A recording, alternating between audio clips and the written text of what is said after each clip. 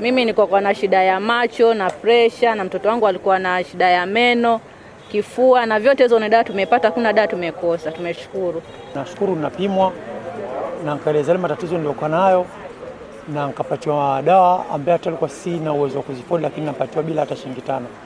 The non-communicable diseases including diabetes, hypertension, cancers. And so today we are here offering preventive services including screening for cancer. Lengo, shabaha na madhumuni ya kufanya initiative na activities kama hizi ni kuleta ukuruba wetu sisi kama Bamburi na majirani zetu ambao wako yale maeneo ambayo tunafanya biashara. Zaidi ya wenyeji 300,000 wameweza kujisajili hapa Kwale. Lakini mimi nawatilia himizo zaidi. Maana watoto wanazaliwa kila siku, magonjwa hayana notisi. Kama haujajisajili, tafadhali jisajili. Kujisajili ni bure.